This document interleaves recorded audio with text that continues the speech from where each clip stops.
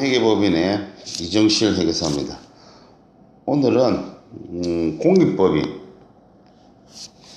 공익법인에 대해서 한번 이야기를 해보겠습니다. 공익법인 중에서 정년세를 추징하는 경우가 있습니다.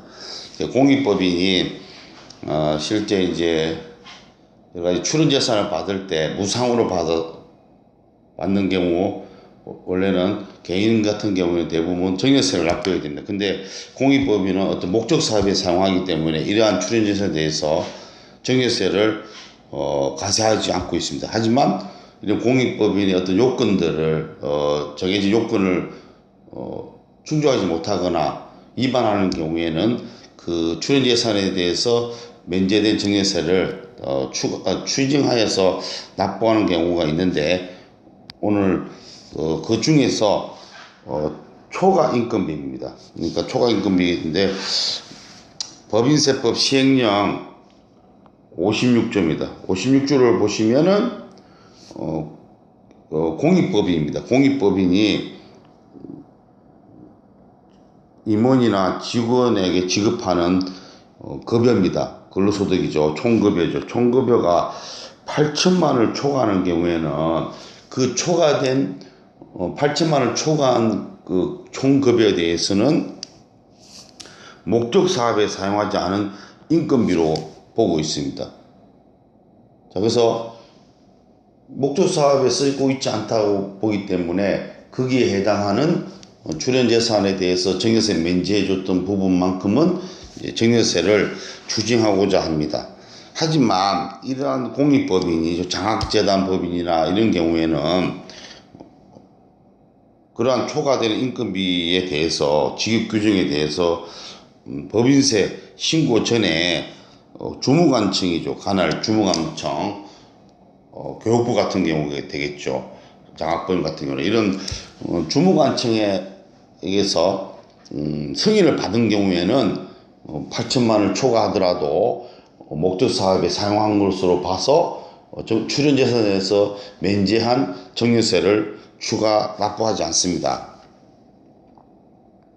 자, 그래서 만약에 이런 승인을 받지 못하는 경우에 어떤 직원에서만 연봉 1억 정도를 지급한다. 그럼 8천만 원 초과한 게 2천만 원이지 않습니까?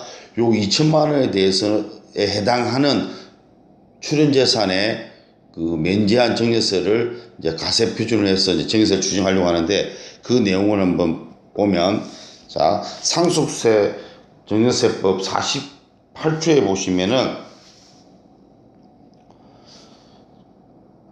이렇게 목적 사업, 그러니까 아까 1억 연봉 1이다 그러면은 8천만 초과한 금액 2천만 원에 대해서는 목적 사업에 사용하지 않는 걸로 보기 때문에 그 사유가 발생한 날 대통령이 정하는 가액입니다. 이거는 상속세 정년세법 40조에 규정되어 있습니다. 그래서 이런 사유가 발생한 날, 연봉이 8천을 초과하는 경우, 그 해, 그 초과한 해에 정년세를 추징하게 됩니다. 자, 그래서 요 대통령이 제한하는 가액을 한번 보시면 상속세 정년세법 시행령 40조 공익법인들에게 부과하는 정년세 가세가액, 이 가세가액에다가 세율을 곱해서 정년세율을 곱하죠.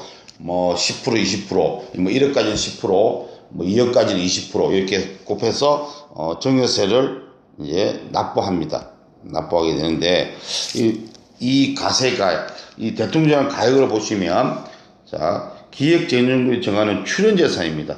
공익법인이 처음에 재산을 출연받겠죠. 그때 출연재산이죠. 출연재산, 이때 이 정년세를 면제해 줍니다. 이 출연재산에 대해서 공익법인이 무상으로 받았지만 목적 사업에 쓰기 때문에 일단 정년세 면제해 주고 있습니다. 자, 이런 이 출연재산 가액이죠. 그러니까 8천만 원을 초과해서 총급여를 지급한 해에 그 사유가 발생한 날이죠. 연도 말이 되겠습니다. 연도 말에 기준으로 해서 그 당시 그 연도 말에 출연재산의 가액을 평가가액입니다. 평가를 해서 그 평가된 금액 여기다가 곱하기 하면, 자, 공익목적 사업에 사용한 금 외의 상환기 아까 2천만 원입니다. 그러니까 연봉 1억이기 때문에 8절 초과 2천만 원이 있고, 그 다음에 이거는 이제 운용소득이죠. 이제 출연재산을 가지고 여러 가지 적금이나 투자나 이런 것들 해서 생긴 출연재산 가실이 있겠죠. 출연 받은 걸 가지고 생긴 그 해에 생긴 운용소득, 운용소득 전체 분의 공익 목적의 2천만 원, 요 비율에다가 그 연도 말에 출연재산 가액을 곱합니다. 근데 이 출연재산 가액을 전부 곱한 게 아니라 이 출연재산 가액 중에서, 출연재산 중에서 현재 목적 사업에 사용하고 있지 않는 금액을 곱하기 운용소득분의 공익 목적 사업 외에 사용한 금액이 2천만 원입니다.